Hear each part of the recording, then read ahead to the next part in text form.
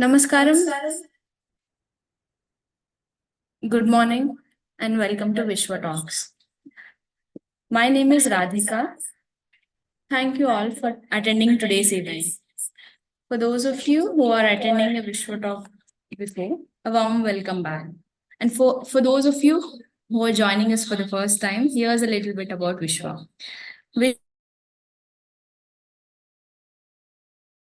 Vishwa Talks is a program to create awareness and inspire people to participate. Here, we invite experts to discuss and explore diverse opinions, different perspectives, issues, problems, and solutions. So, we invite, and in each webinar, it's an interactive session with deeper understanding of the topic at hand. If you missed any part of the session and if you would like to go through the previous sessions, please visit our website or Vishwa Talks YouTube channel for a full library of past Vishwa Talks. So today, let me introduce our keynote speaker, Mr. P.G. Bhatt, an adjunct professor at RV University, Bangalore. He is a retired naval officer. In his second career, since 1996, he worked in the software ad industry for 13 years. For the past 15 years, he has been working on social causes using software technology. He has been analyzing the electoral roll management system since 2009, and he is striving to improve the system. He is also visiting faculty at the National Institute of Design and Kautilya School for Public Policy at Hyderabad. He participates in various seminars on the application of technology for social good as a keynote speaker and a panelist. So, today, before we get started, I would like to inform the audience that our speaker will be taking the questions from you after the main talk. So, please leave your questions in the chat box or use raise hand tool in Zoom. We will allow you to ask your questions in person, and I request everyone to turn on your webcam for interactive activities. So, without further ado, let us give a warm welcome to our speaker, Mr. PG Bhatt, as he shares his invaluable insights with us. Over to you, sir. Thank you. Thank you, Radhika. And thanks, Vishwa Talk, for giving me this opportunity to connect with people, like-minded people who are interested in the betterment of society. And as Radhika said, we can use technology for social good, for personal gains, or even to harm people, whatever it is. It's a tool, like any other tool, like a scalpel in the hand of a surgeon. If it goes to bad hands, it can cut throats. So let us see what we can do with our simple tools to become a better voters, better citizens participating in this democracy. And in the midst of these elections which are ongoing, it is only apt that we go through it. So the time available for about 40 minutes, I'll go through some features, the structure, how to find our names in the electoral roll, if it is missing, how to register, how to make changes if there are errors, and what kind of problems we face in the system and how we can participate in improving the system. So I will share the slides because it is easier to navigate through findings which are available in writing rather than just speaking out.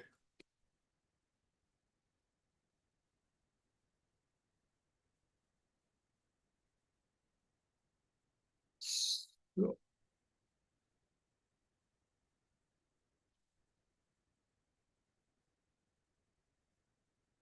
I hope the slides are visible. This shared screen is visible, I hope. Yes, sir, it is visible. Okay, thank you. Thank you. So the name of the talk is Data-Driven Democracy. Let us go through this structure. So first we'll talk about the organization, the choreographers of this dance of democracy, the Election Commission of India, and where we appear close to 1 billion voters or the actors or the stakeholders in the whole game. The organization, Election Commission of India, more often we refer to as ECI, it is an independent constitutional body. It is not under the state government or central government, under any ministry, none of it. They have total freedom to frame the rules for the elections, conduct the elections, declare the results, disqualify people, whatever the fair actions, they're fully empowered. And the officers who get appointed as the election commissioners, they're equivalent to the Chief Justice of Supreme Court in their position. Pretty senior people like Mr. Sheshan, who retired as Home Secretary, became the Chief Election Commissioner. So that is the level at which the people come in as the election commissioners. And the remaining officers in the Election Commission, they are drawn from various state cadres for the duration of 3 years, 5 years, 6 years, whatever it is. It is not a permanent job. All IAS officers working under various state categories are drawn into that. But ECI is a full-time job. Working in the ECI, Election Commission, is a full-time job. About 300 to 400 people are there in the Delhi office, in the Election Commission of India. They conduct elections for the offices of the President and the Vice President of India, the Parliament, Lok Sabha and Rajya Sabha, legislative assemblies and legislative councils. That's all their responsibility. They are not involved in conducting elections for the local bodies, like city corporations, municipalities, panchayat board, cooperative societies, cooperative banks.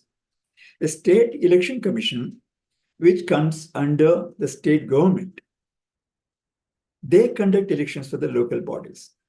So please don't get confused with the ECI and the SEC. The ECI organization, Election Commission, and then there is a Chief Electoral Officer, one per state and union territory. So we got 36 of them, 37 of them. So they're also permanent full-time job. The officers are drawn from the state cadre, IAS, KAS in Karnataka, or the regular government employees of the state government. So they come into the CEO's office for a duration of 3 years, 5 years, whatever it is. For this duration, they are not under the state government. They report to the Election Commission of India directly. They have nothing to do with the state government. Then a large number of people, the CEO's office in Karnataka, for example, would have about 100 people, that's all. But the election that is being conducted now, as reported, has got 1.5 crore officials staging the show. Where do these people come from? Some of them are drawn only for the duration of elections, but a large number of them are available throughout the year, doing some jobs for the Election Commission in addition to their primary jobs, mainly the Revenue Department.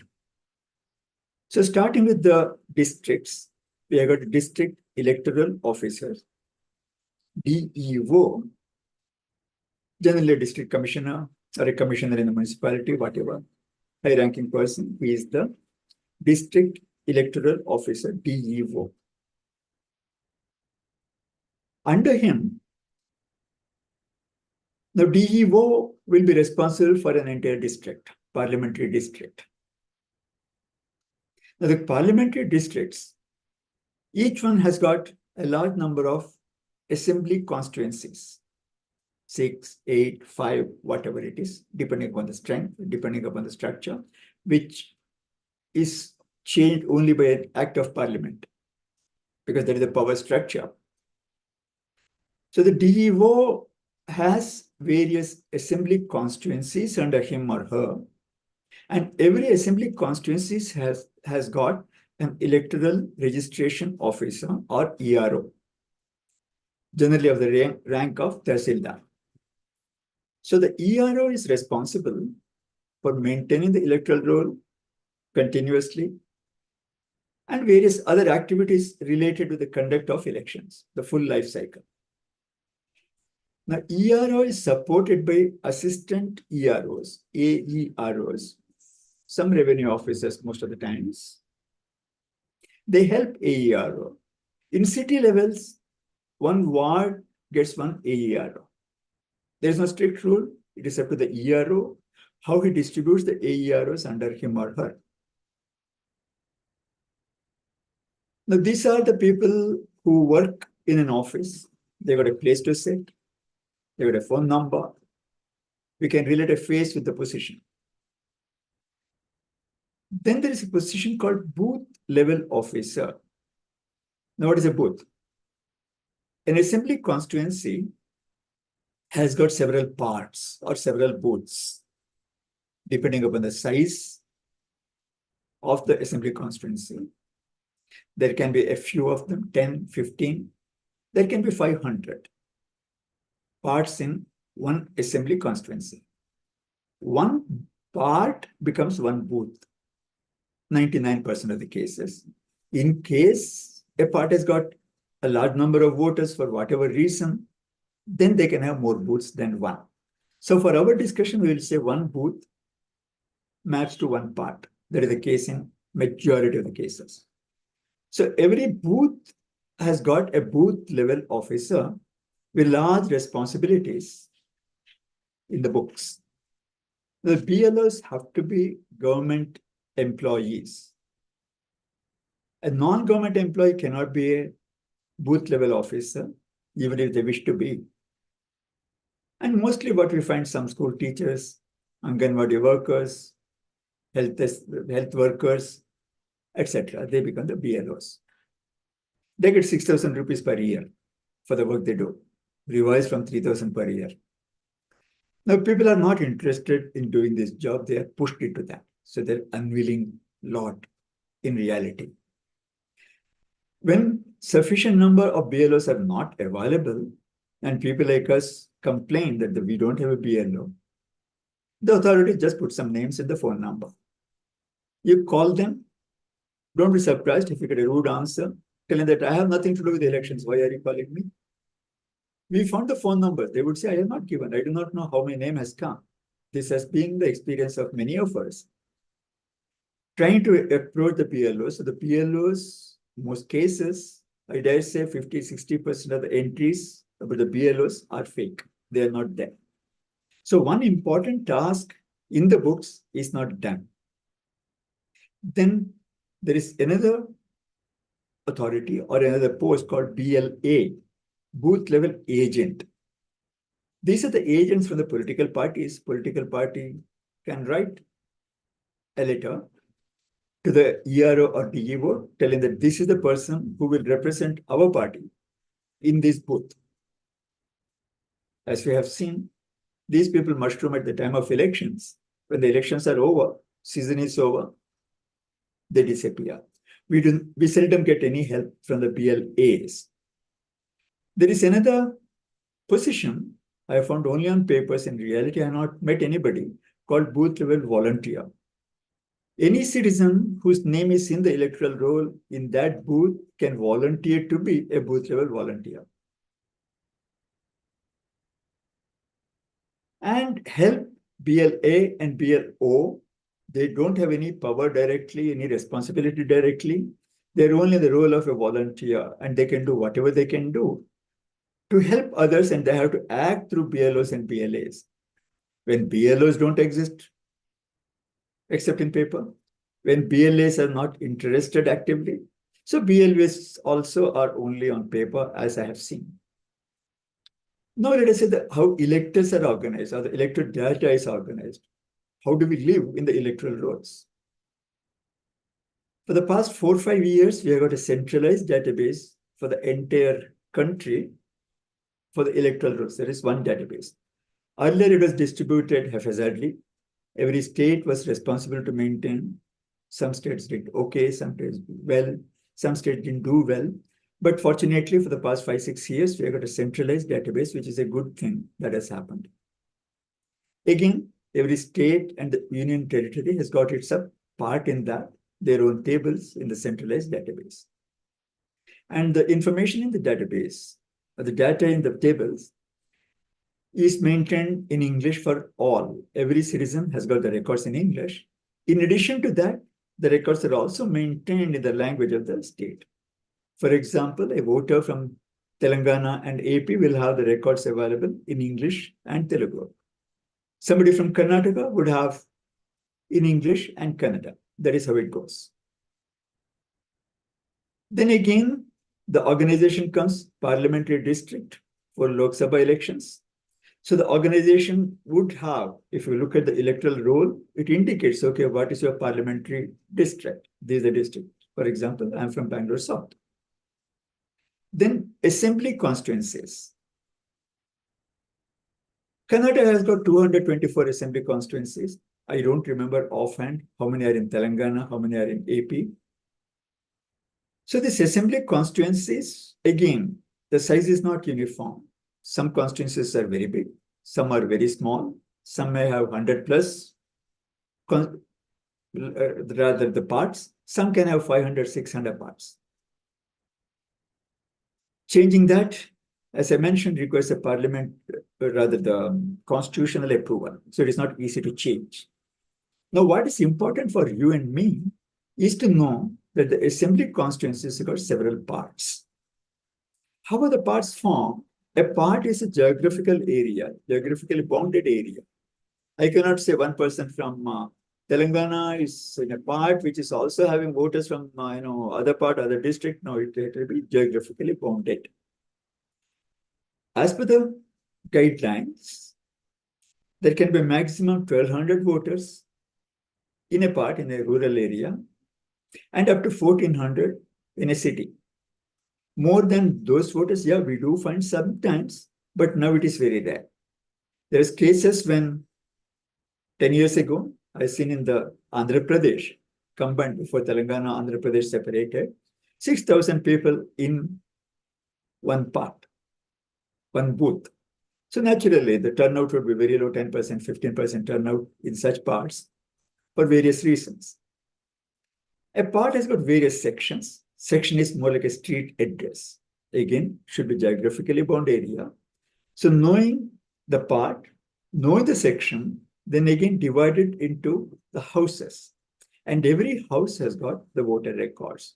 So the documents are organized like this. One part is one document, about 50 to 60 pages, depending upon the number of voters, divided into sections, and every section, serially the houses appear alphabetically, and within the house, the voters appear. I will not show the actual PDF file that gets published right now. These electoral rolls are published at least twice a year, once in the month of September or October. It is called a mother roll. It is an integrated roll. It doesn't have any supplements. After this mother roll is published somewhere in September, October, sometimes goes up to November, December, but mostly indicated date is September. We all can raise claims and objections. Claims means my name is not in the rolls. I want to register as a voter. Objection is that some name has to be deleted for various reasons. Reasons can be the person is expired, there's a duplicate entry, shifted residence, or disqualified either for some legal reasons or has become mentally unfit. These are the reasons when we can raise an objection telling that this name should not be in the electoral roll. When these objections are raised, when the claims are accepted, then supplementary rolls are published. The main mother roll does not change. Some entries are made in the mother roll indicating that the person or the record has changed, but the complete information is available as a supplement to the main roll. That is what is called a draft roll. So mother roll is integrated. A draft roll will have the main part and the subsequently published parts as supplement. Supplements can be 1, 2, 3, whatever it is. In election years, we find 3 to 4 revisions. And sometimes when there is no election, everything is calm and cool, then we may find only one draft roll, which is usually published in the middle of January. And these files for the past 4 years are being published as image PDF files. That means we cannot search a record in the roll. We cannot say Control F, put the name, put the address and find it. No, we have to go record by record. It's a painful activity. For 50 to 60 pages of data, from there, if you have to find our names, is there or not, quite often we miss out. And these documents can be viewed. We can download it after entering CAPTCHA. And if you say that, okay, using some software, I will do some OCR, I will extract the data and use it for good. That also is not allowed. Not allowed in the sense, technically it is not allowed. It is password protected. We can only view and print. So it is a public data, but no more open data as it used to be. But fortunately for us, there's a judgment, Supreme Court judgment, which is helping me. This is of 2018.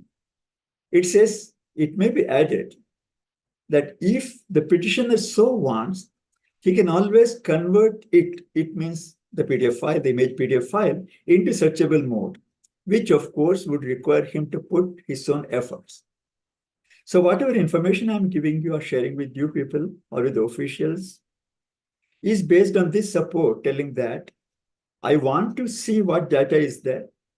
So bypassing the password, bypassing the other restrictions which are part of the electoral roll, we are able to extract the data, but it is not easy. In the sense, it takes time, and the data that we extract is not very accurate. Errors come in with all the optical character recognition. It is seldom okay. I'll just run through something not very important. The lingo of ECI is different from what we may be used with otherwise. BLA, BLO, BLV, we have discussed. CO is not Chief Executive Officer, it is the Chief Electoral Officer. DO is not a District Education Officer, it is a District Electoral Officer.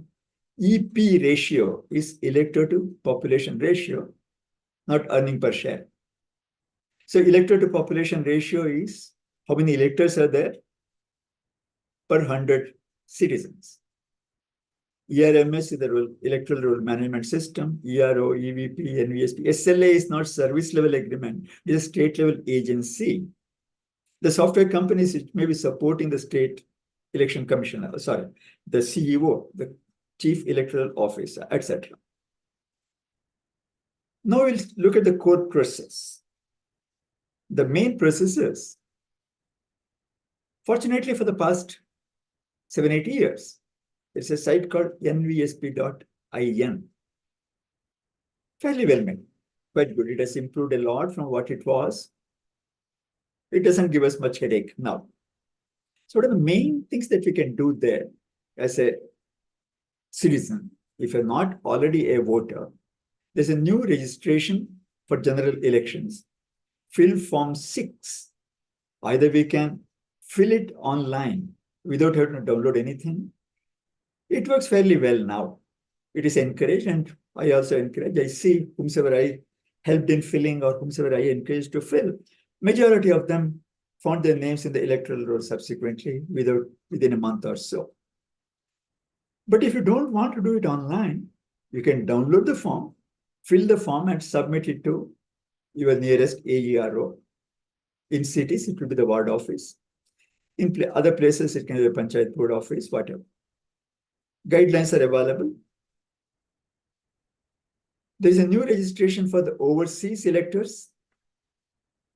Objections. So the first one is a claim. The Form 6 new registration is a claim. Form 7 is for the objection. Objection is for the proposed inclusion. My neighbor says, I want to put my grandson's name in the electoral roll. I can object, telling that it has come in there. It is under process, but the boy is too young to vote. He's not at 18 as I see. I can object. Or you can object that somebody has shifted residence and the voter name is still here, should be deleted. So the objection is, one is to delete the existing names. You can raise the objection, but the objection will not be heard. as I have seen my experience. So anyway, we will keep doing our job, keep objecting to the wrong things. Another important thing is that if there is an error in the electoral roll, your name is wrongly mentioned, age is not proper, address is incorrect, again, we can fill this form 7 to get the corrections made. Next is shifting of residence. You change your address, can be within the same part, different part in the same assembly constituencies, different assembly constituency, different district, different state. When you fill in this form called Form 8, we have to indicate our previous record and with the responsibility of the authorities to remove our information from the old part. This is a problem because they seldom remove the old record. The new record may get added, the old records continue to be there, bloat in the electoral roll, having a lot of fake entries. And officially, as per the rules of the ECI, the citizen who has got more than one entry in the electoral roll is punishable. What punishment, how it is handled, there is no record, there is no precedence where they've taken anybody to task for having duplicate entries. Because these duplicate entries happen because of the non-professional handling of the electoral rolls by the authorities. Then again, other information is available on the NVSP, other actions supported, register a complaint, share a suggestion. Good luck, you can do that. Track application status. This works okay. After registering online or offline, you can track the progress and the process is expected to complete in a month and you can keep talking. Sometimes we'll get response, sometimes we'll not get response. The most important here is search in electoral roll, get elector details here. So if you're registered as a voter, your part number will change election to election. My part number last time was 217 in the assembly elections. Now it is 211 in the parliamentary elections. The numbers change. The contents are not much shuffled. Some reorganization happens. So before every election, we have to find out what is our part number, what is the polling booth address, what is our serial number. We can very easily do it within a minute. We can download the EPIC and know the polling station and the officer detail. Now let us go to the main thing, searching voter details. Even very well-educated people, chartered accountants, doctors, professors, half the time it is lethargy, half the time, okay, why get into that? Once in 5 years, once in 3 years exercise. So it doesn't appeal to people to go and click a few buttons to get the information. So one is search by EPIC number. If you know the EPIC number, that means you know you got the electoral card with you, you know what it was, you are well aware of it. You can put the EPIC number. You can select your state if you want, otherwise not, it is not mandatory. And if the voter record is in the central registry, it will come. If it is not there, it just won't be there. You cannot say, I got an electoral card, why can't I vote? You can't vote unless the record is in the document. So there are many people whose names get deleted for various reasons. They say, I got electoral card. I don't worry. I can go and vote. You can't vote unless the name is there. The next option is search by details. That means we can put text information on our name, date of birth, next of kin, address, and then search by details. Now the search by details seldom works because they don't do any fuzzy comparison. And the way the information is entered, the data is entered in the electoral roll may be unimaginable to you, that your name could be misspelled or spelled in the way they like. And when they enter it so, they will match only the way they entered. They will not have any fuzzy matching. Then this creates a problem that if you don't have the EPIC number, finding the record is not always easy. Sometimes we get it. Mobile phone number, they started gathering only recently. Recently means about 5 years ago. So if you have given your mobile phone number, we may be able to find it. I've not seen that because my registration is old. They don't have a mobile phone number. I have no intention of giving it right now. So EPIC number works well. So again, There's a helpline, 1950. No response most of the times. Line busy otherwise. Even if somebody comes up, they're clueless. NVSP, epic number mostly works. Name and other data, try your luck. Now let us consider some issues in the electoral roll, why we should be aware of it, how we can get it corrected, how we can actively participate and not accept defeats. One thing that comes up, now the elections in Bangalore are just over, hue and cry, only 53% turnout in some places, 54% in another place. It's an age-old story. Educated, urban, middle class, don't vote. Another classic slogan that is heard, it hurts. It is not actual. It is a wrong figure that they are telling. Now, as an example, let us consider there is a letter from the ECI. I given the number there, 447, sweep 2012, dated 12th April 2012. So what the letter said is that the turnout in Karnataka for the election then was poor. Again, cities 50%, 54%. Conduct a survey called KABBP. All these abbreviations are very interesting. Knowledge, attitude, belief, behavior, and practice. So the CEO of Karnataka was asked to conduct a survey. The survey report said 83.3% voted in Lok Sabha elections, while 87% voted in the assembly elections. The terms of reference said that turnout is poor, close to 50%. And the survey report says, no. You are telling turnout is 50%, but the turnout as per the survey, statistical survey is 83 and 87%. The agency gets paid 4,90,000 rupees, as I get information from the RTR. Filed. After that, there is no response. Job is done. The ECI has asked CEO to conduct a survey. He has spent 5 lakh rupees of the public fund, taxpayers' money. He has got a report. He has forwarded it to ECI. ECI has filed it. CEO has filed it. Action completed. Next time again, poor voter turnout. Now, this election was conducted by a company called Search India. Again, by RTI, I got this information. I searched for Search India. It is not there. But fortunately, the address was available. And the address led me to the treasurer of Karnataka Mission Fellowship Fund, Brother S. Alfred somewhere, who had signed this letter. When I called up, his widow picked up, said, my husband is no more. This report was signed, not signed. Okay, there is no signature there. There is no date there, but the report was there with recommendations. And when I called somebody else in the office of this so-called Search India, they said, we have no infrastructure. We got no knowledge how to conduct the survey, but we know how to make a report. We have made the report, we have got paid. Now, this is the kind of seriousness at the ECI level, CEO level, and down under about the quality and completeness.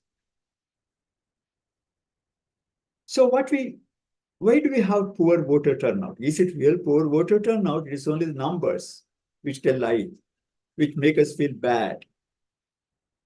Bloated electoral rolls and incorrect statistics. Age, demographics are all wrong, and so are electoral to population ratio. For example, Census 2011. Next census is yet to be conducted. So the last official record that we have got of the Census 2011, it says 68.26% of the population is above or equal to 18 years, qualified to register as voters. Press Information Bureau before these parliamentary elections stated that 96.88 crore electors exist in the rolls now. And as quoted everywhere, population of India is 144 crores. That means we got more than 10% registration. Cheers. Who believes it? Electoral rolls are published in English for the assembly constituencies where more than 20% of the people cannot read the local languages. So the English electoral rolls, or electoral rolls in English, are available for 13% of the electors of the country.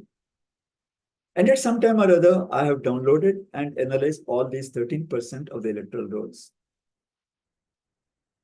Now, what we found was that voters are deleted indiscriminately, evidenced in Karnataka, Kerala, Maharashtra, Telangana, cases in court, public statements accepted by the electoral authorities. Various other states also have been making noise time to time. But indiscriminate deletion, incorrect deletions are very, very common. Another thing, they got rampant duplicate entries and many suspected fake entries. Another problem, wrong and incomplete data on name, age, sex, next of kin, and address of the voters. Data standards prescribed by the Election Commission are grossly violated. Process prescribed, seldom honored. Now let us go to a specific case, what happened in Bangalore in 2012. Initially in July, they deleted 8 lakh voters of the 65 lakh voters of the Bangalore. After running behind the pillar and post, all the political authorities, MLAs, MPs, leaders, authorities, CEOs, nobody responded. At last, I was forced to file a PIL in High Court of Karnataka. I was very fortunate. My name was deleted. I gave my address while filing the petition. And the Election Commission said, okay, this person has shifted residence. He is not found in the address when the case is still in the court. Another 5 lakh voters deleted. So total 13.5 lakh out of the 65 lakh voters of Bangalore were deleted. On 11 December 2012, there is a final judgment within 3 months of filing the case. So part of the judgment says, it appears that the grievances ventilated in the writ petition are well-founded. It is submitted that deletion of some names has been incorrectly carried out. And the last paragraph reads, we direct the Chief Electoral Officer to suo motu, look into the issues articulated in these petitions, all the kind of errors that I mentioned in the previous slide, duplicated voters, incorrect data, incorrect deletion, all this kind of articulated in these petitions, as also the legitimacy of deletions carried out, regardless of whether objections from the public are received in the respect or not. This is a good judgment. I was at least felt happy. And some action taken in Karnataka, in Bangalore, voters, majority of them came back to the electoral roll, fortunately. Now what happens? This happened in the December 2012. 2013, excellence of the performance in the whole country goes to the CEO Karnataka. He proudly displays the shield in his office. Election Commissioner Brahma, one of the 3 election commissioners, in 2013 sometimes, he announced in public in Pune that were 4 lakh voters were incorrectly deleted from the rolls. It came in the newspapers. Corrected or not corrected, I did not follow up, not easy to follow up. 2014, CEO Maharashtra got President's Award for Excellence. So shielding the guilty is a common practice in the government offices, especially in the ECR. At best, you'll get a promotion and transfer if you do something wrong. Cheers. Terminators, or how the deletions happen. One is the wanton deletions, like in the case of Bangalore, which I mentioned. If there is an error in the electoral roll, error in data, just delete the data. Why care to correct it? It is so painful to correct, delete it. Another, overwriting some other record. Like I want my name to be corrected. So my name originally remains as it is in one record. Somebody else's record gets overwritten with my name. So he loses his vote, I get 2 votes. Incorrect address originated by the CEO organization. Husband and wife in 2 different places. The children and parents are in different places where they're all happily living together. From my own family, there are people. incomplete transactions. One, when a new entry is made in a new part, the old one is not removed. Another, it is removed from the old part, but it is not entered in the new part. Plenty of them. Unsynchronized versions, which is not so common now. Earlier, what used to happen? If you went to NVSP, the central database, they would say, okay, your electoral roll is here. This is your part number. This is your serial number. If you go to the state, it would not be found there. Not synchronized. The two data are not synchronized. That has improved now. Now, moving people, let us say, real example, I have given the epic number. Lakshmi Devi became Manjulamma, a totally a different person. Ramanna becomes Srinivas. Anuradha becomes Muniyappa. Muniyamma becomes Nagamma. All overwriting. And in one meeting with me, the chief electoral officer agreed with me, telling that about 10,000 people lost their election, the entry in the electoral roll in 1 month. Corrections? No, they won't do the corrections. But now it is better. But what damages were done, nobody will correct it. They will say it is citizen who is to do that. And citizen, you know, the pain that we have to face when you want to get anything correct. This is the real data. I given the IDs also, the AC number then. Not too long back, 2012, 2013 data. Ibrahim Abdul Malik, 4,818-year-old. Jayamma, 821-year-old. Coming down, Usha Poti, male. I met her. She was a young girl, early 20s. Age 1. Her mother also was 1-year-old then. So doctor said, okay, there is a biological wonder. I want to investigate that. A mother of age 1 can deliver a baby who is also 1. Strange. Ishwari, male 1. There are thousands of entries of this nature. And one fine day, after repeated complaints, all those are year 1 became 36 overnight. I did not complain. Okay. Long live electors. So the repetition, the duplicate voters is one issue which bloats the electoral roll. The epic number itself can be repeated, are being repeated even today. And epic number is a primary key. It is like your passport number, bank account number, Aadhaar number. Can there be duplicate in that? They are the primary keys.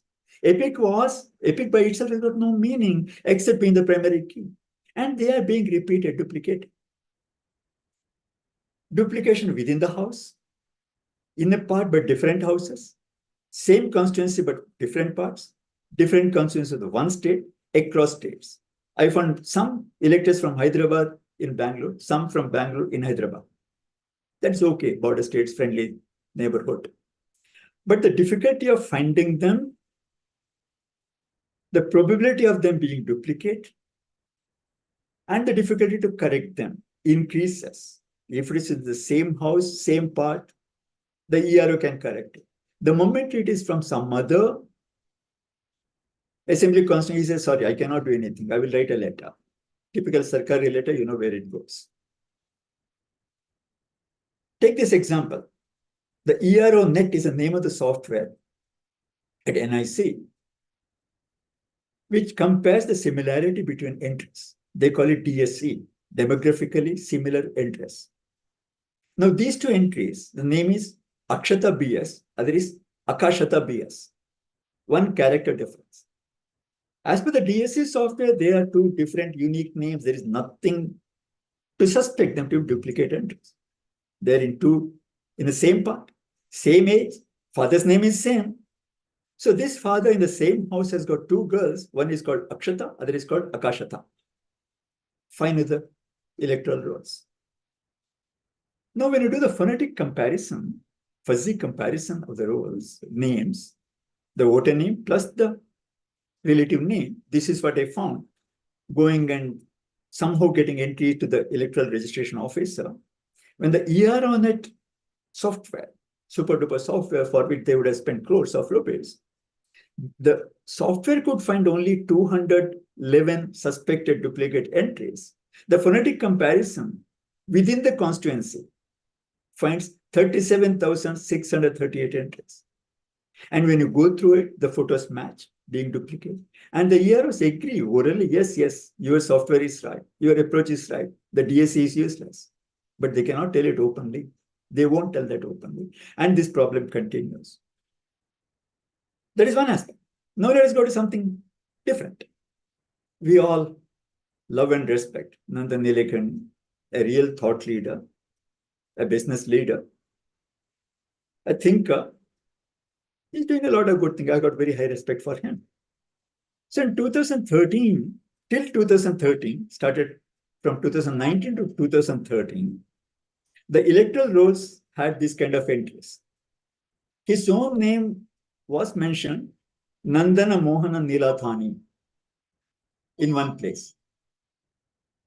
As the husband of his wife, he is Nandan Mohan Nilathani. As father of his daughter, who had 4 entries, by different names, different ages, a second thing. Now, named entity recognition is one field of machine learning, natural language processing. Is that you tell them word, I can say what is this entity like. I can identify it as a city, it is a person, it is a thing, whatever it is. Now, Nandan Nilekani, there are 6 variations in the name of one person. Go to your machine learning, do your NLP. Fortunately, he contested MP elections. Records got corrected. Now he's Nandan Nilekani. But for 4 to 5 years, this is the state, despite my repeatedly telling, by writing, telling that these are the kind of errors that I have got as example.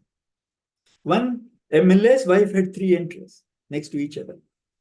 And when I call and ask, who are you to ask? I said, okay, you will find it. This is interesting.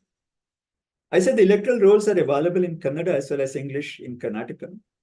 So this is a record, serial number 225, YER 3601804. Epic number is same. The Kannada version versus the English version. Downloaded both of them. Kannada version, the elector is Joseph. Father Shantappa, house number E5 by 1. English version, Joseph becomes Tejasvi. Father's name Shantappa becomes Mahadev. House number becomes E4 by 3. Same serial, same epic number. What happens? I report this. Record is deleted. Now, who has lost the vote? Tejaswini or Joseph or both or none? No idea. The duplicate voters or the shifted voter, the fake entries, whatever it is. On Commander Bikram Satpathy, who lives in Jalwaju Vihar in Bangalore, he has been reporting for the past 10 years continuously. For the elections held on 10th May 2023, this is the mail that is sent to the authorities. Out of the total 1,698 voters, only 901 are eligible. 797 of them either died, duplicate entries, or shifted residence. So about 40% of the entries in these 2 parts are fake, and he has gone house to house and is showing evidence, but they are not being deleted. Total lethargy. Supposed to be done, action should start from the BLOs. BLOs are in the paper, they are not available. EROs and DRs, they're too busy with other work. No accountability. Kerala High Court, another judgment, 2021. The judgment says, okay, the electoral roll which facilitated 4,34,042 fake multiple entries in the electoral roll. It is in the judgment. It also says the Chief Electoral Officer, Kerala, has admitted that the serious allegations of fake multiple votes illegally enrolled in the electoral rolls as alleged by the petitioner are true and genuine. God's own country. Kerala is not a big state. And if there are 4 lakh voters, 4 lakh records which are fake in a small state, think of larger states. This is another primary key issue. You can try it. You can query by the epic number. This is what we did yesterday. Query by epic number 19746, whatever it is. I get 2 records. Same epic number. Is the same bank account number, 2 accounts. Same passport number, 2 passport books. One is in Bangalore South, the other is in Anekal. Age is same, name is same, relative name is same. In some cases, the remaining data are different. The epic number is same. There are thousands of such records where the primary key is violated. Now this is shifting. Dinesh CJ becomes Dinesh CY when he shifted. Jayachandra Shetty CR becomes CR Jayachandra Shetty. But they are unique records. Demographically similar checks won't detect them. They continue to thrive in the electoral roll. Now, what happens in such cases? This Dinesh would have shifted from part 11 to part 12, requested because he has changed his house. The old entry is not corrected. The new entry is transaction problem, basic transaction problem. Who can design such database? Again, unique. Small difference in spelling or no difference at all, either in the age. Again, they are not good. Many people who have shifted long back, having records in some other place, they continue to be in the houses. And even if the person wants to get the voter name deleted, it doesn't happen many times. Now, this is another case. House number 1250 in my street.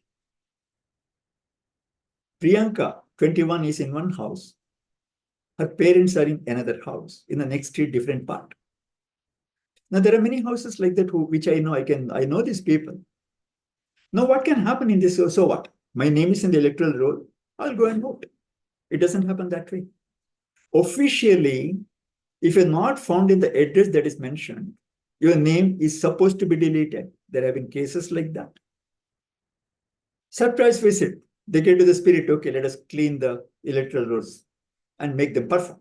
One odd action will be taken. The BLO or no BLO, they come to the house doesn't exist. Like house number 1250 is not there in the 14th class. When the house doesn't exist, how can the voters exist? They can delete all the voters. After that, you run from pillar to post, keep complaining because this onus is put on the hapless citizens, telling that it is your responsibility to make sure that your electoral rolls are correct and there is no duplicate. It is all your responsibility. If you don't do it, don't ask me. But I will keep making changes. I'll keep putting junk the way I want. So various programs, they come out designed to fail from the beginning. They won't have a prototype. They won't have a pilot run. They will spend crores and crores of rupees. There is also another judgment from court telling that money is spent for purposes other than the elections. That has to be curbed. So with all that, and another thing, the stale information, like CEO Karnataka, last updated on December 29, 2022. You can go to this site. And all the officers' name which appear there, the phone numbers, nothing is correct because 2 years have passed by, 1.5 years have passed by, they are not there. But the website will say, okay, these are the officers, contact them. Find me if you can. So generally, I have covered, this is something on which we can debate. But all of them we can keep voicing. There are so many cases in various courts even now. We can all participate and do something, and the data is a real power. I just want to shift gear.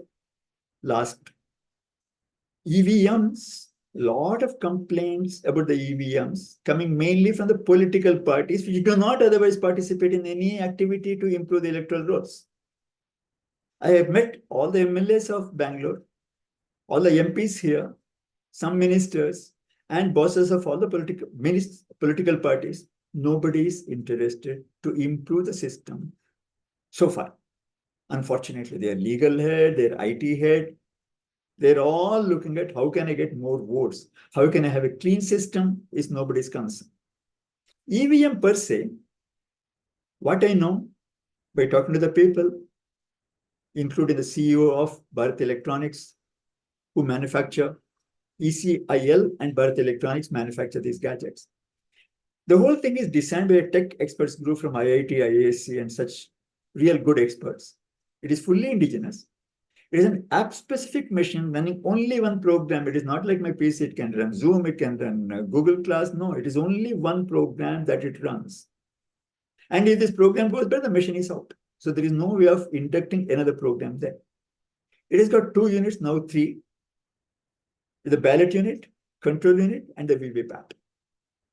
And they are mutually connected by where there is no other wire. There is no even a power supply connection there. It runs on the battery. One-time programmable standard chip. It is a standard chip. It is not a specially manufactured chip so that you cannot influence the manufacturer. Chip is bought from the market. Monitored regularly, strong security. There are other controls like a maximum 2000 votes in a machine, so you cannot stuff votes. 12 seconds per vote, you cannot just keep on voting.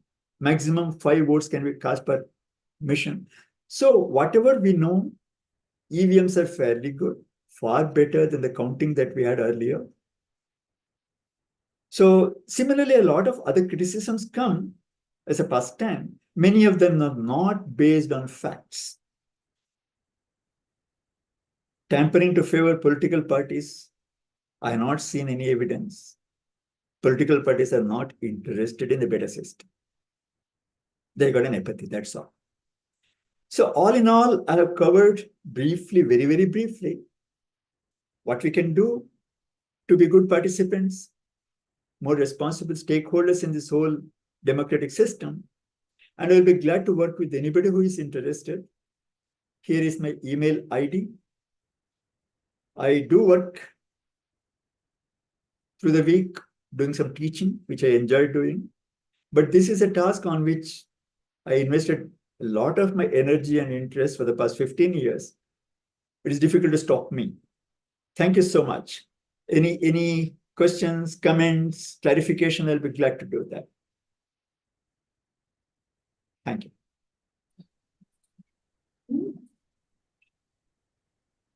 Thank you so much, sir. It was an amazing session, and we got to know about things that we were never aware of. And we've seen the discrepancies in the data of the electoral roll. So before we move on to Q&A, I would like to request the audience to take a 30 seconds poll to understand you a little better so that we can get a better curated topics for you. And I would like to express my gratitude to everybody who has joined us in today's session and making it more interactive. And I would like to extend my gratitude to our speaker, Mr. PG Bhatt, for taking your time to grace this event. And I would like to request our founder, Ms. Srivani Mullapudi, to continue the session now.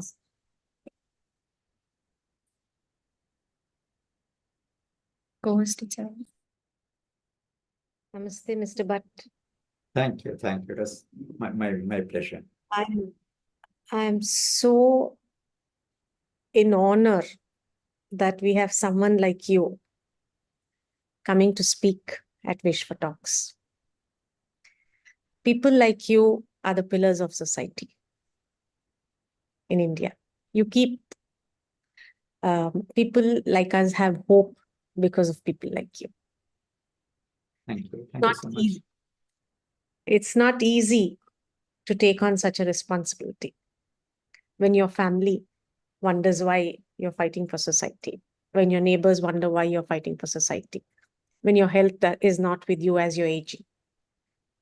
To take on such a huge cause and work for it, and yet be so pleasant and so gentle in your communication.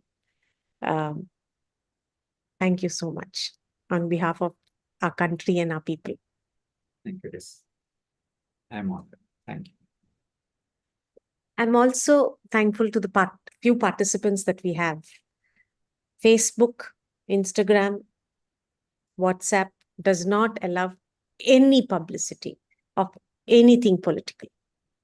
Whoever has come only on their own volition. Most of these agencies do not even people who have the link who want to join also don't get to join sometimes. So it's a topic, it's needed in today's times. And yet I don't understand why we are not able to promote such topics which bring in awareness to the society, which is a necessity. Why it is stopped, why it is not promoted.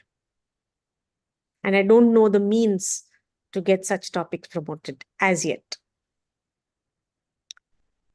Thank you to Radhika and the team in Vishwa. Wonderful job. I know it wasn't easy to handle this with so many breakdowns. Yet, Radhika, you have carried the whole thing on your shoulder. Akhilesh, with the few staff that are present, with holidays, with everybody going there to their towns for putting votes, you all manage this session extremely well. Thank you so much. Since it's time up, I'll just go ahead, declare the next two talks that are coming up, and after that, we will continue with the question answer session. On 18th May 2024, we have a topic, Harmony with Nature, Your Guide to Organic Skincare. Speaker is Nimesha Bhagia, founder of SUYU Organics India. On 25th May, 11 o'clock, we have on financial literacy, Vijay Kiran Agastya, founder or Mentor Me and chartered accountant. With this, I close this session. And for those of you who are interested in continuing with your question answers, please do. Mr. Shmel, would you like to unmute yourself?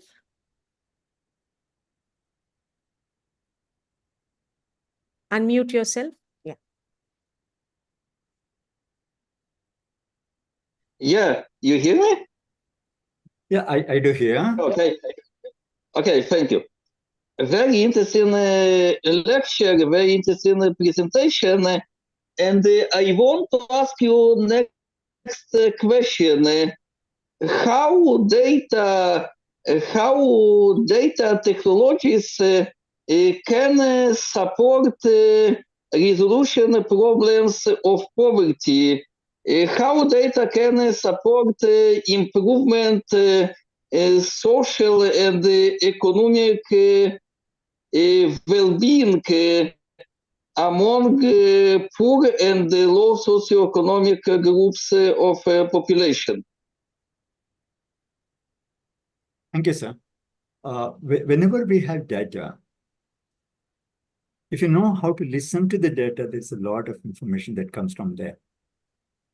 If the data is not correct, if the basis on which we act is incorrect, then it leads to wrong actions. It increases the inequality. So the journey to start with is to demand good data quality, data completeness, no staleness of data, and we should keep questioning the data veracity itself. For example, you talked about the inequality, or you talked about the social injustice.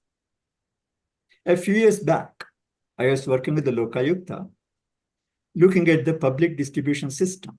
I'm just drawing a little away from the electoral roll, but they're all connected. So that time, the public distribution system meant there is a special kind of card called below poverty line card, BPL card.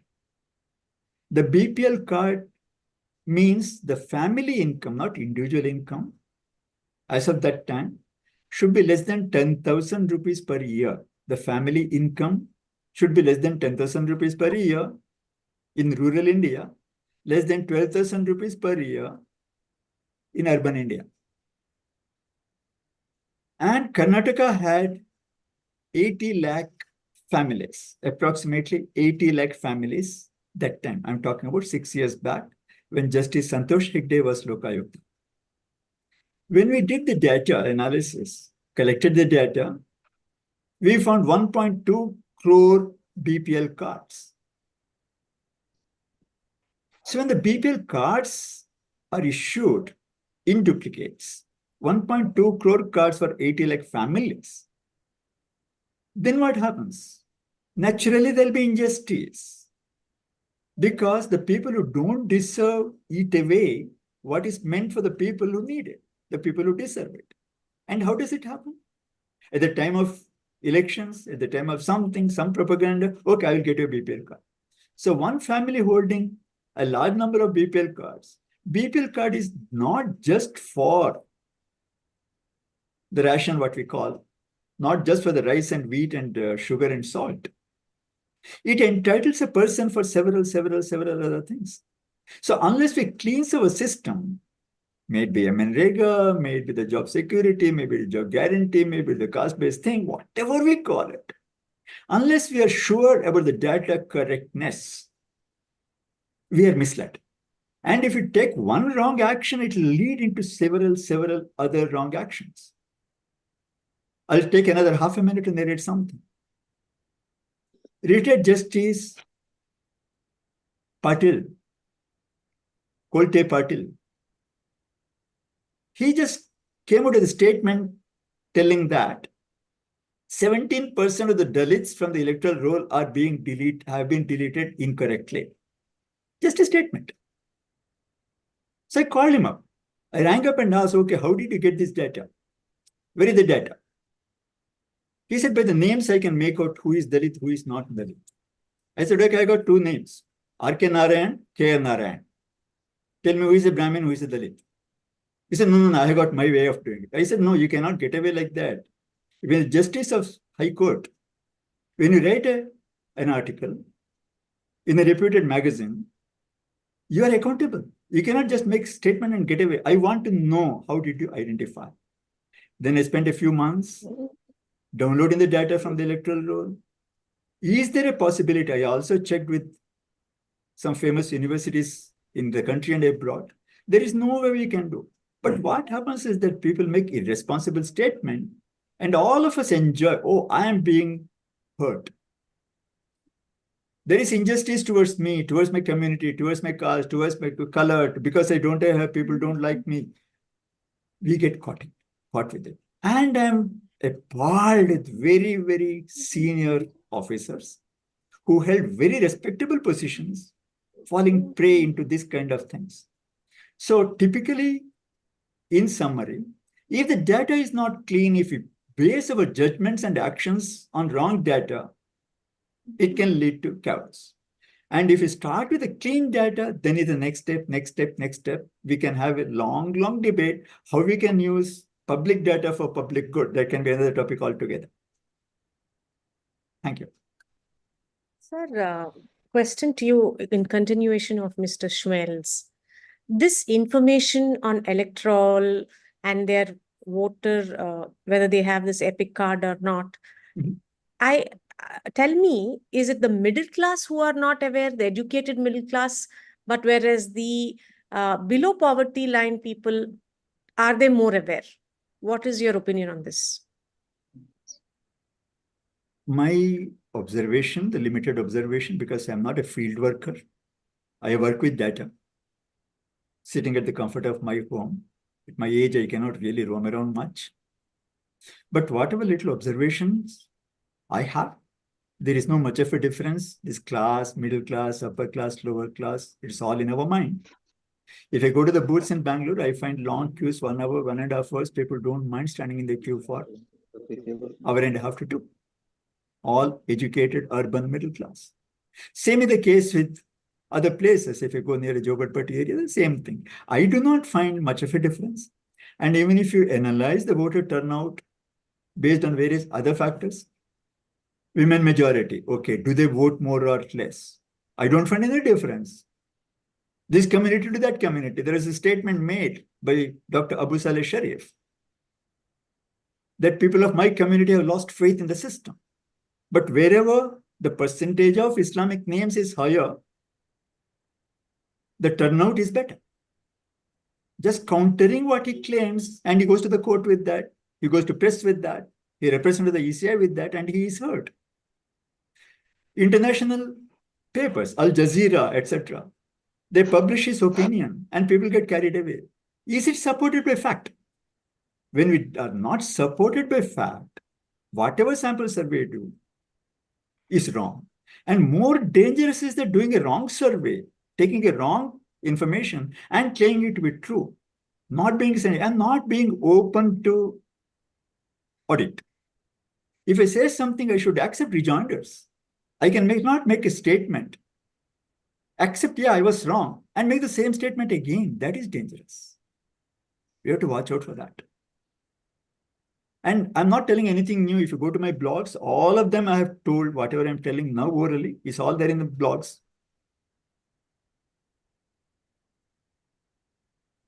So you're saying whether it is the rich, whether it is the middle class, whether it is the poor, they have equal access to the ECIL numbers, and they are equally accessing, is what I hear from what you said. Exactly.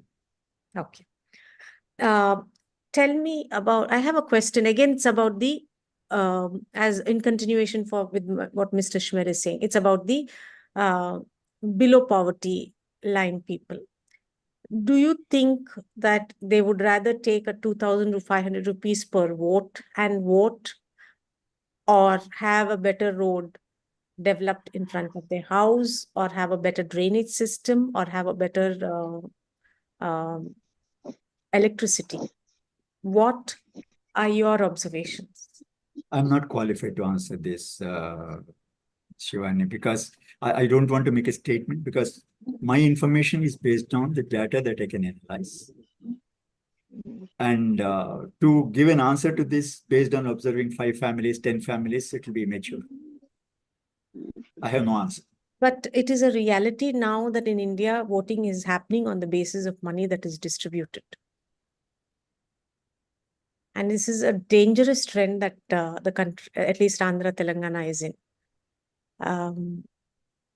There is a lot more happening in Telangana, especially as I know. But there is a totally different area. So it's a big game that goes on. When there is data, when there is money, when there is a corruption, there is not one variable. There are so many variables. We have to look for what can be repaired easily, then go to the next level. But I fully appreciate we have to be aware of it. We have to be sensitive about it. And we have to act whatever little we can, we have to do that. Changes cannot come overnight. You're absolutely fine. In your statement, I agree with you totally. I also feel the same thing. Where are we heading? But no, I really don't want to comment on something on which I cannot act or we don't have sufficient data. So what I'm seeing is literacy is the only solution for all this. And unfortunately, most schools, people are passing out of the 10th. They don't know how to read and write also. Yeah, there is health and education. If both of them improve, as seen research after research, will improve the society, will improve the quality. But in the name of education, if you distribute free certificate, in the name of health, we just give more and more free medicine. Not talking about the lifestyle, not talking about healthy habits, sell more and more junk food, unhealthy life. So the whole society is heading world over. We are concerned especially about India. So they're all somehow or other related in some way. It's a huge system where each bit has got a contribution. Yes, education and health, no doubt about it, they can make miracles. Since you are talking about data-driven, Kerala is supposed to be highly literate. Do you see that money is distributed in Kerala versus Andhra and Karnataka and Telangana? I have no data. I have no data. It's a hearsay, the newspaper reports, emotionalizing. I do not know. I really don't have data on it. Is there anybody who can do this kind of a study? Yeah, people have been going, the election watchers have been going around the country, visiting place to place. ADR is doing a great job. Association for Democratic Reforms, Dr. Trilochan Shastri, and from IIM Bangalore. So they're all doing a lot of work. There are committees called Election Watch. news. It is called National Election Watch Service. And a lot of good work is going on. A lot of good work is going on, exposing the people. So, Janagraha, but these are not a one person's task. You need an organization to do that. And technology can definitely help. When it comes to the technology, that is where I can definitely give my bit. I enjoy doing that. But yeah, many people can do many things. Organizations can do a lot. There is CSR funds are there. They're just being accounted for, not being applied for some causes. Yeah, there is a hospital. I have 5 beds there. I got a school here. I donate this much money or this much of library. But down under, up to the root level, I'm not sure how much CSR is helping in uplifting the society. I'm not sure.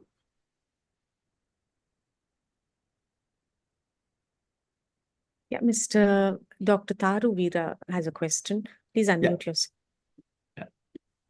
Namaste, sir. Okay. Nice. Very well presentation and facts and insights. Thank I you. want to know, recently Ramnath Kovind has given a report, One Nation, One Election. What is the expectations in the coming years? No, I could not hear your last question. Can't hear you. Recently Ramnath Kovind ji has given a report, One Nation, One Election. Yes. What is your takeaway? What we Yeah, can yeah. expect? Absolutely. It is a good thing to happen so that elections for the parliament, assemblies, everything happens together with a less of a burden, better organized, better managed. It is doable with the proper system. And I do agree with you. It will be a better system based on whatever little I have observed. But it's a task to make it happen, to tie up the mechanisms. And fortunately, we do have fairly good infrastructure. Our election system is pretty good. It is admirable to get 1.5 crore people mobilized to conduct these elections, and it's fairly good. It is admirable. Whatever comments and the complaints I have about the system, in the meantime, I got a lot of admiration. So it is doable, and it will be good for the country. Yeah, does that answer your question? Okay. Sir, are the governments working for a cleaner electoral system, or are they working, each party is working only to increase their own voting? Is there any rules or regulations or laws that are brought in to build a clean electoral system in our country? There is total apathy from the political systems, political parties about improving the system. There is very little contribution, very little interest. And the system is quite comfortable, quite happy. They ask for the participation of political parties. They don't come, so it is comfortable. There is no action needed, no work needed. So I do not find any concerted effort or any interest, leave alone effort, from the political parties to improve the system. As you rightly said, they are definitely interested to increase their votes.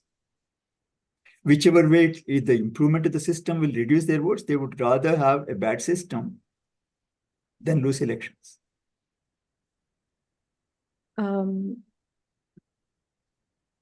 You said there were a few agencies, associations which have been working towards bettering the electoral system, ADR, Election Watch, Janagraha. You Yes. said technology also can help. Is it possible for you to list out these organizations' names so that we could send it to our people who registered for this talk? Yeah, definitely what comes to my mind immediately, the people with whom I have been interacting. One is this ADR. They got subsets of it called news, so the National Election Watch. a kind of sister organizations in various places, the local organization like in a Bangalore or Karnataka, we've got something called Disha, DISHA, which monitor the performance of the politicians who get elected. They got a report card for every elected politicians, telling that how he or she has been performing. They publish these reports. Janagraha has been working with the Election Commission and without Election Commission, trying to help better registration, trying to clean the electoral roll. For example, I mentioned the BLOs don't exist. I could check only in Bangalore, but they have checked countrywide. Then there are so many, okay, we are talking on the national level. Okay, there's some bodies like, in Bangalore, there is a BPAC, Bangalore Political Action Committee, whose chairman is Kiran Majumdar Shah, and Mohandas Pai is the vice president. They're doing some work, including educating the politicians, preparing the politicians across party line, irrespective of the party, how to be a good politician. They conduct classes. And there are so many, residential colonies where their own societies working in their own way, consolidating the facts, going to the court, fighting here, fighting there. That is going on. I don't remember. To me, there is something called Citizens Committee for Democratic Action or whatever, mostly comprising of retired IAS officers, which is also quite active in Delhi and Bangalore, probably, headed by Mr. Devasahayam, who retired as a senior IAS officer. So there are quite a few places where activities are happening. What happens is with all this voluntary body, we start with a good spirit, and somewhere we lose heart. Somewhere the real contributors have no more time available. They get busy with something else. Then it goes down. Many organizations come up and just vanish. Some of them persist. So there is work going on around the country. So these are the things which come to my mind often. You said Citizens Committee for? I don't exactly remember the full name, Citizens Committee for Democratic Process or something of that nature. We started about 4 or 5 years ago. Mr. Devasahayam is heading it, or he's the president, whatever. Reason I'm asking is the only little thing that you and me can do is bring in awareness. Yes. So at least for people who are interested, let us share other people who are working towards a cleaner electoral system. True. I appreciate that. That is true. We have to do our bit.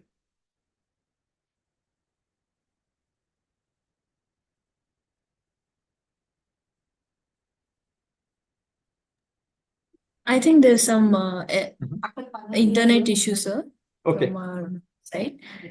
So I have a question regarding this topic. Yeah. Yeah. Okay, I have another question. Okay.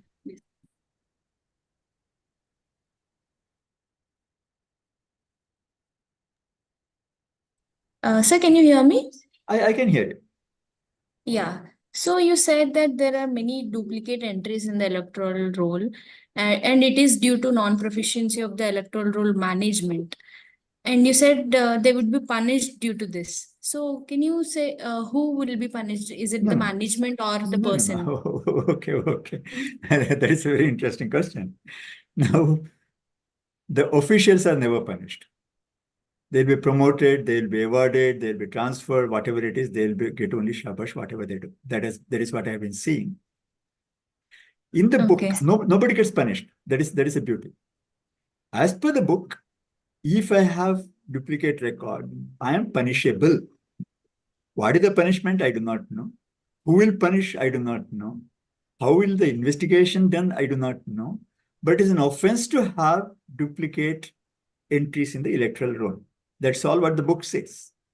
And so far, I do not know one occasion where anybody was found guilty, though the electoral laws, like I told you, one MLA, his wife, Mrs. Padmavati, had three entries, one after the other. In one, her age is 40, other is 48, other is 18-year-old.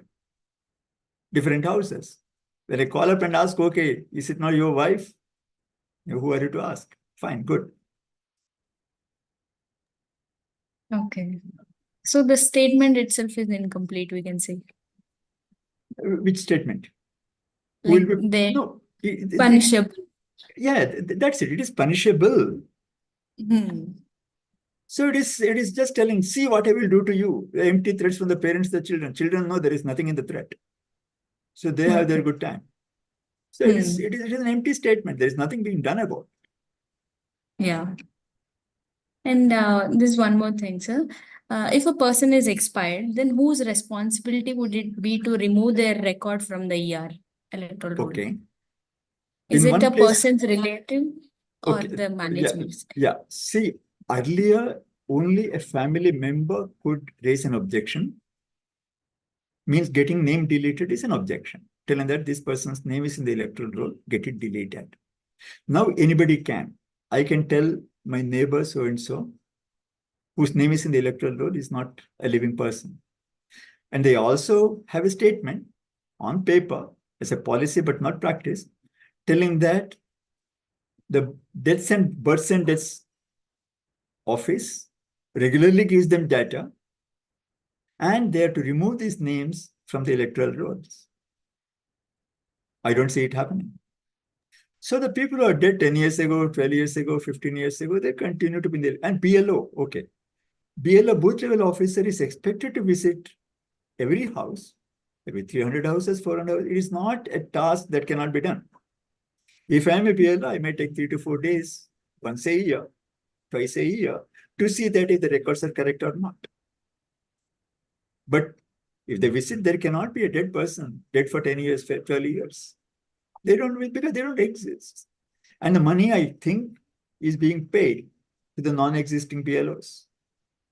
Not a big amount, 6,000 rupees per year, but look at the number of booths.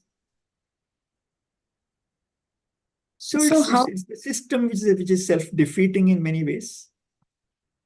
Yeah.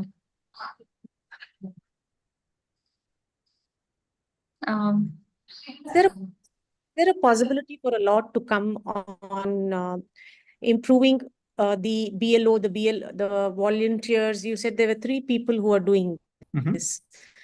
Is there a possibility to come out with a foolproof system where members of both the opposition parties, the BLV, BLA, and BLO, can work together and ensure that this system is clear? I'm sure there could be some solution. See, the problem comes, Shivani, is that somebody who works like the BLV, they're not, see, unless there's a cooperation, unless we work for one cause, he doesn't have to have a designation of BLV or not. That is only informal designation. Like I told you, my friend Commander Satpathy, he went house to house repeatedly every time the electoral rolls are published, goes to house. He says 40%, 45% of these entries, as I have seen, I have met them, are either shifted from here or dead or duplicated. Remove them. He has no power to remove them. He can only request the authorities. When the authorities don't care, how many of us will keep working at it? How long? There's a limit up to which the citizens will. Is there any legal NGO working in the legal field which can support such people? Yes, supporting, see, for example, I talked about the BPAC, Bangalore Political Action Committee. We did a lot of work. But typically what happens is that when somebody very respected in the society, like Kiran Majumdar Shah or somebody visits the CEO, he will say, yeah, we will do everything. Nothing is done. If somebody else goes, they will try to intimidate you. They will try to humiliate you to the level possible. So unless you've got a very such a determination that I'm going to dedicate myself for this. It is not an easy task to work against the system, which is rotten in many areas. It is not easy. It is doable. Yes. It is like, talk any other system, school system, transportation system, the roads, or the healthcare. Everywhere it is same symptoms that we have. Is it so difficult to improve? No. But are we improving it with all these efforts? No, we are not doing that either. So it's the same society, same kind of spirit that we are driving with. And at some stage, they may think, oh, this person is so old now, he has no more energy, so one day he will stop doing this. They do that. And sometimes, it is very bitter to listen to the kind of comments some of the officials make. Irresponsible. But yeah, it requires a lot of work to follow that. Sometimes you get really tired. And, you go to the organizations, you go to big name companies, Infosys, Wipro, TCS, wherever you go, there are big talks are there, but the real work, real help doesn't come. Unfortunately. You wasted your time and energy and some money visiting them. And if they say, no, we are not interested, that is fine. But that also they won't tell. But action zero. We can do, but are we doing it? The colleges, the schools, the universities. Every level, if you contribute our little bit, it can improve. But my experience, yeah, they will conduct a seminar, they will conduct a talk. Okay, fine, good. Claps. Action, very little.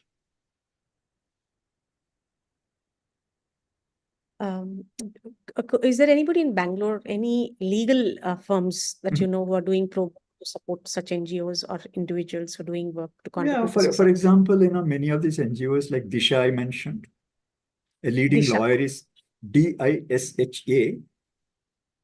So it's about 15-year-old organization now. A good lawyer, Harish Narsappa, is heading it. There is like he fought my case without taking any money. There What's are her people name? at the no, pardon? What is her name? Disha. No, The lawyer. Disha is the name of the organization. The lawyer is Mr. Harish Narsappa, who is doing a lot of good work. Okay. So individual level, there are many, but individuals are not enough for such a large system.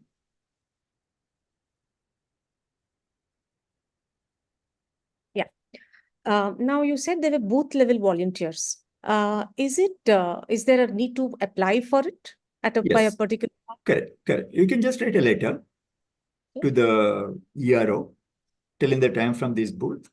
This is my EPIC number. This is my serial number, if it is possible to give. And I want to be a booth level officer, booth level volunteer. They'll give a letter telling that Shivani is booth level officer for this booth. So you got that authority. That later, when you go to the people, who are you to ask me? If they ask, we have got these letters to support you. That's all. And after that, anything else, they say, okay, you should work with the booth level officer. And the booth level officer, again, could be, as I mentioned, can be an Anganwadi worker, can be a teacher, can be, health center, whatever. And you're expected to work with them or even otherwise. So it's a good thing. It's a system-wise, conceptually, it is pretty good. And if it becomes effective, it is very nice. Any particular time before which they should put their application? No, it is open. It is open. It is a continuous system. No problem. And 5 days before that. No, it is not election related. It is a system related. So booth level volunteer doesn't mean that only at the time of elections you will appear. Throughout the 24/7, you can be working on it. Or whatever little time we can have effort, we can work on it with the intention of improving the system. Quite doable. Is the booth level volunteer able to enter the booth in that at the time of elections? No. But BLA is able to. BLA, yes, because he's an agent of the party. BLA. What is okay? BLA full form? Booth level agent. Agent. So so at the time of elections, only the BLO and BLA are within the booth. Yes. BLO,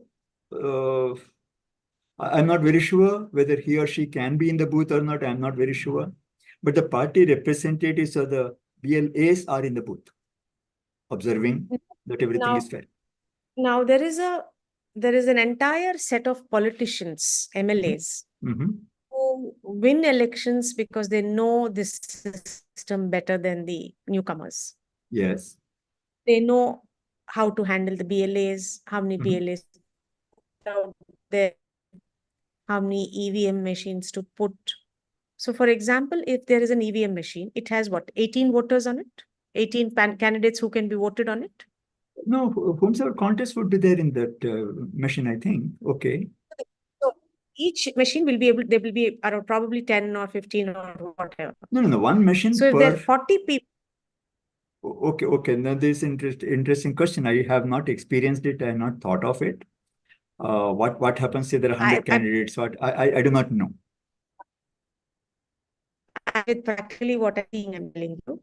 Hmm. So when a person goes to vote, there will be either one machine or two machines or three machines, Okay. depending on the number of people Okay. who are actually standing to be voted. Okay. So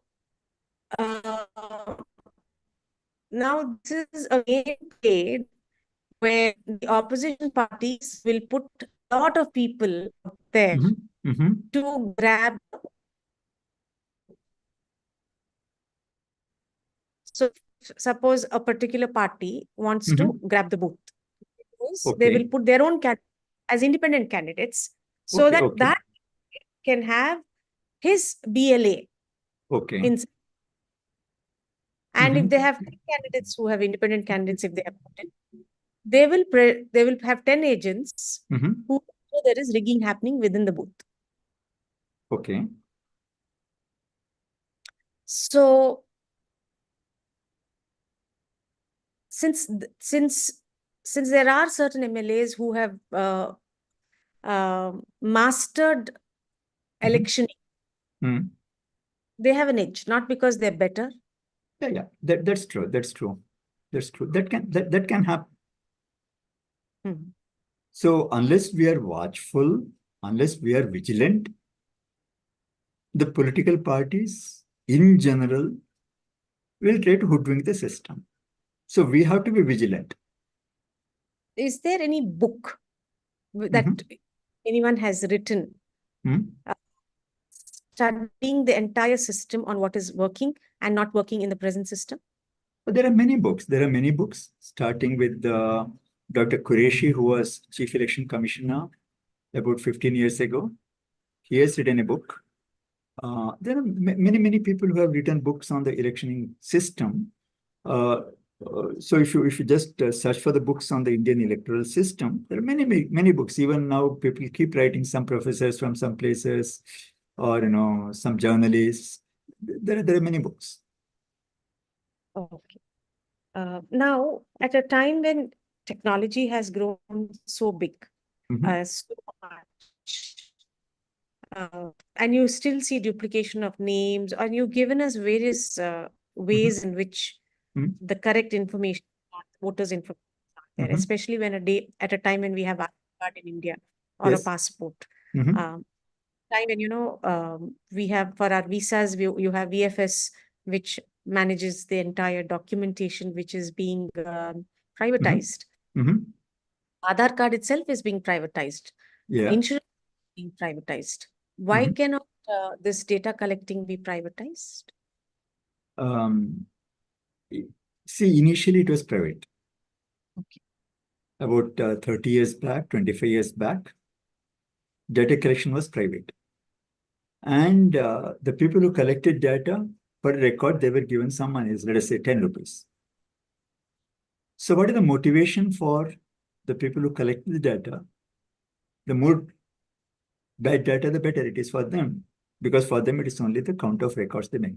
No, I'm not theorizing, but at some stage, there is so much of bad data about 25 years back. Then they said it is not working. We cannot give it to the private parties. We cannot give it on contract. We will take on the task of collecting the data. To my mind, collecting data has been streamlined quite well. A lot can be done online now, which is good. Progress can be tracked, which is good.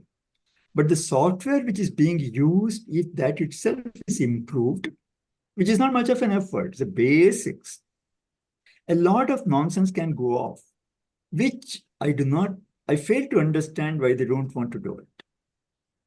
When we talk orally, face to face, they agree, yes, there are errors. And our system is not able to do that. Political will. No, it is, see, this is another thing that there is no politics coming in there. It is the organization only, because the politics is not coming there. I have spoken to Congress, BJP, JDS, Aam Aadmi Party. I talked to a whole lot of them, the top level. Political parties are not at all. There is no evidence that I have where political parties have troubled the system. It is only the authorities within the system who have got no desire, who has got no will to improve. The moment you say there is something wrong, answer I get is that I know what my problems are. I know how to solve it. I know how to correct it. Time and again, for the past 15 years, I have been showing them prototypes. I was telling that, okay, here is the software. I run it in front of you. Take it and use it. Do what you like. I will help you. I do not need money. I will do it for the sake of the country. No, we don't need you. Very, very straightforward. And they will agree, yes, there are duplicates when you prove it. We know what to do. I don't need input from you. That's all. So there is a big, thick layer of arrogance. And I do not know what the logic is, but so sometimes, you are driven crazy. Is it because they're IAS officers? I do not know. But they are IAS officers, they have got the arrogance. I don't say, because I don't want to say. I don't want to say cause and effect or connecting anything, but these are two independent facts. No, it's a fact that's just not the electoral system. Across the country, in every collectorate, wherever there is an IAS officer, it's the same response you get everywhere. I know our problems, I know how to solve it. And this is across the system. Yeah. So now, this chief election officer, how is he being appointed presently? To the best of my knowledge, they start working on this electoral system right from the time they have been district collectors. Like there would be DEO, there would be something, there would be something. So looking at the records, looking at what they have been doing, the ECI asks the state to lend them to the system for a period. And to the best of my knowledge, those who come as a CEO, they have already done some work in the electoral system in the past. They've shown some interest. They understand the system before they come in here.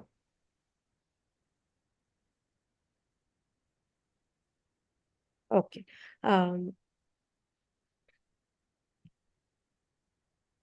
Now, political parties have, now BJP is in power.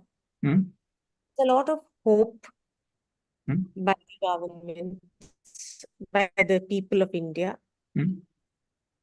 What we say is BJP is only handling low-hanging fruits. They are not doing any system changes to the judiciary or to the electoral system, even though they are in power and they have absolute power. What is your view on? See, I have met some legal heads of the BJP. at the state level, IT heads. I've also met the IT heads of the Congress party national level. So what you asked a while ago, are they interested in anything beyond gaining more votes? I've not seen any interest so far. I don't see an interest for them to understand the system in depth and contributing to improve the system. I have not seen in any party, BJP, Congress, Aam Aadmi Party, the whole lot of them. At the time of elections, they would say, okay, help me with this, help me with that. I said, I'm not interested in the momentary help. If you're working together for a long term, beyond party lines, I'll be very glad to do that. And they don't come back to me. It is not a new thing. Is there a deterioration in the value systems of politicians? Because of late I'm surprised. I heard some audio clippings of chief ministers Mhm. who are crassly in Mhm. public. Yeah, Um, it is very, is very it painful. because our environment is not allowing the people who have values and culture to actually climb up the system in the political rung? See, these are all opinions. These are all not based on, say, from my side, I'm telling. If I express something, it will only be an opinion. It is not based on any research that I have conducted. So opinions are influenced by what we read, what we discuss, with whom we discuss. So it's a little difficult for me. I would like to desist from giving an opinion. In a friendly chat, it would be fine. But when in a meeting like this, I would not like to give opinion after opinion unless it is backed with data. I don't have the data to support it. Yeah, like you, I'm also not very happy about what is happening. And that is not only the political system. It is the school system, it is the health system, it is the transport system, anywhere we go. There are so many ways to improve the system. But I would desist giving personal opinion on these issues. Like you, I'm also very unhappy, very disturbed. But to say what has caused it, is it better, is it worse, this party better, that party better, I do not want to give any opinion on that. I'm not talking about which party is better. We have an environment. Mm. If you want to stand for elections, only if you can spend a certain amount of money, That's you true. get into the election. Only if you can handle the booths or the electoral system. Yes. You have brawn. Yeah. You are elected. You are even selected to be a Mhm. candidate. And So that is true. That is true about, let me remember, 2010 or so, 2010 or 2011. In a public meeting, Mr. Kumaraswamy of JDS, who was Chief Minister of Karnataka later, he made a statement, anybody comes to my party and says, I want to contest election with your ticket, I will ask 20 crore rupees. He made a public statement. It went on air. So it is not a secret. And he is bold enough to say that. Others may not say that. It is not different. So 20 crores, 10 years back, 14, 15 years back, he said, okay, candidate should come with the 20 crore rupees if he wants to get a ticket from my party. And that is not a majority party anyway. JDS was a minority party. With dim hope of winning. I can mention it because he made a public statement. I was in the meeting. So money power is no doubt about that. It's sad. So isn't this what the people are clearing for, are a pathway for? Because they want they want money per vote for them to come out and vote. Yeah. So it's the voters who are incentivizing Mhm. this environment. True, true. We're all actors in this game. We told a while ago the education system. If there is no value education, if the education means printing certificate, it is no more Vidyalaya, it is not a temple of learning. It is a shop, runs a business. So if you want to improve the system, there are so many areas which are the contributors to the system to improve or to correct. If you work at all levels, then things will improve. If you say, okay, I will work only at this level, I will work only that level. As a country as a whole, as an individual, there is only so much one can do. Or as a one organization, there is only so much one organization can do. But if all pitch in, if you are sensitized, okay, this is something that can improve the country, improve the society, then these cheap games won't hold. So some revolutionary, somebody like Mahatma Gandhi has to come to make such deep changes, dedicating the whole life. But what I can definitely tell is that the more and more of us, if we at least get involved, then there can be minor changes in the system, sometimes leading to some good changes. Possibility is there. Keeping quiet, withdrawing that, okay, this system won't change, is not the remedy. We can go to schools, we can go to houses, we can educate people to the possible level. That's it. So there are 175 constituencies in Andhra Pradesh, Yes. constituencies. Each candidate is assuming spending 40 crores. Mhm. Both sides 80 crores. Mhm. 80 crores into 175 Mhm. is almost 100 crores of cash. Am I Yes. right? Yes. It is Or a even- big. Radhika, just do the calculations. 175 into 80. We're talking about 17,500 crores, 15,000 crores, not 1,500, 15,000 crores. Yeah. And this 15,000 crores Mhm. used to develop the place. That's true. And this, in addition to this, there is officially the taxpayers' money going Mhm. as freebies. They're doomed. They don't reach. They're spent.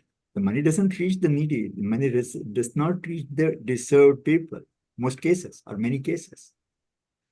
So there are, you see the point again and again, what bothers us is that. Now, if you got time, another 2 minutes, I will just tell you a parallel thing, because how the government spending happens, how the system spending happens. I talked about the BPL, below poverty line. When this below poverty line, the definition was that your family income should be less than 10,000 rupees per year to deserve BPL card. In the same time, we had MNREGA, Mahatma Gandhi National Rural Job Guarantee Scheme, whatever it is, telling that you will get 100 rupees per day and a job for 10 days is assured, making one person's income 1,000 rupees a month. That makes 12,000 rupees a year. So even if there is one, and there is no limit, age of 80, 85-year-old people also I have seen in the MNREGA scheme. In the list there is. Now, if there is one person who gets this employment under this scheme, the family is not under poverty line. And that time, per week, 54 crore rupees were spent under the MNREGA scheme. If that kind of money is spent on MNREGA scheme, how can anybody be below poverty line? There is no limit how many members of a family can be employed by the MNREGA. And money is spent. If the money is spent, and if it goes to the family, and the family is below poverty line, the whole math doesn't work at all. The same system which is employing this, if you go with the data, if you go with the facts and keep questioning, why does it happen? We have to move the court, we have to move the system, we have to cry foul. Something may happen, may not happen. So everywhere we find the same kind of problem, maybe medical insurance, maybe the college admission, maybe this, maybe everywhere we find compromising with logic. Impact of this Narega, I'll tell you. I Hmm. a small town in Andhra, Uh-huh.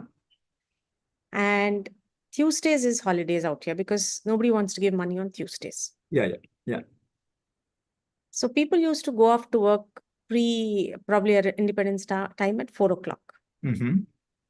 But by the time 30 years ago, people were going to I'm talking about office going people were going to work at 7 o'clock 7 o'clock evening.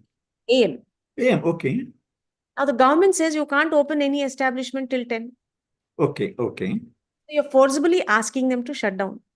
Correct. Thanks to the Narega scheme, Mm. now people want to be paid 1,000 rupees a day. Mm-hmm. Working hours have come down to 7 a.m. to 12 p.m. Okay. That means 5 hours. In this 5 hours, again, they will take a break for Correct. 1 hour, Correct. 4 hours. Mm-hmm. What work is being done in the fields? Nothing. So Nothing gets done. from Bihar, Bangladesh, Yeah. Rohingyas, and entering into Andhra and Telangana, tomorrow the demographic issue it will become when they come and settle here. True. And all the existing people are being fed freebies and Narega scheme and you name it. Mm. Correct. And drunk half the time. True. Now there is the drug issue. True. We are heading for a serious disaster. That's true. That is true. You know, so whichever area we go, like I interact with the young people in the college, when they come to the first year degree, I can see I see change in the attitude, mostly not for good. Expectations are high.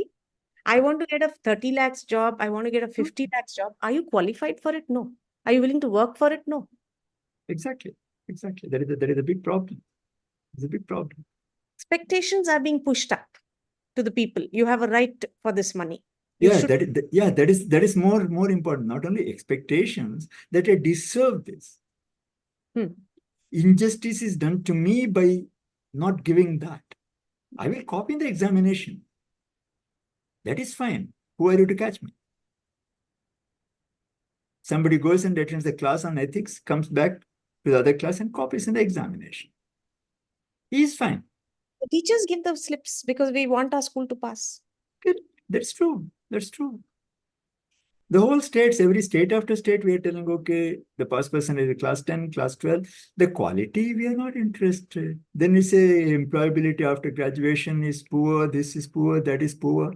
It is not just one part of the thing. We have corrupted the whole core of the society.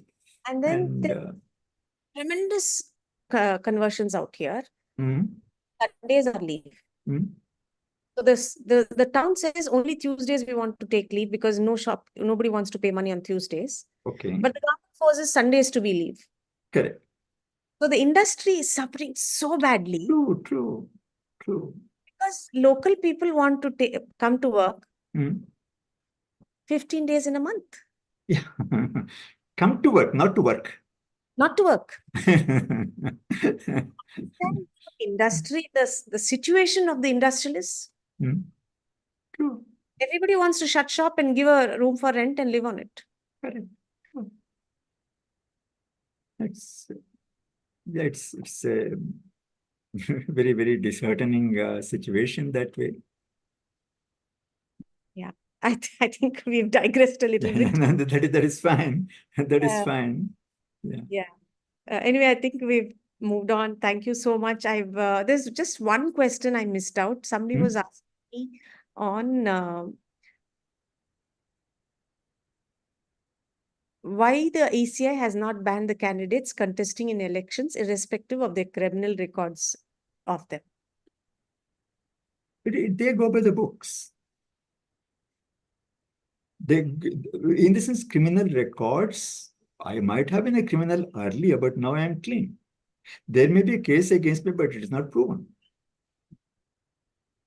So they go by the book, because if they don't go by the books, the court will overrule their decision.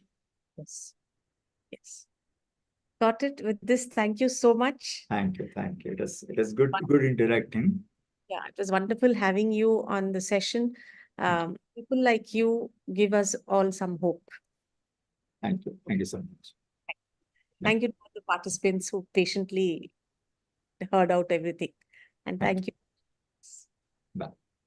Have a good Thank you, sir. Please join the breakout room, which is on your screen. Just a minute. Okay. Yeah.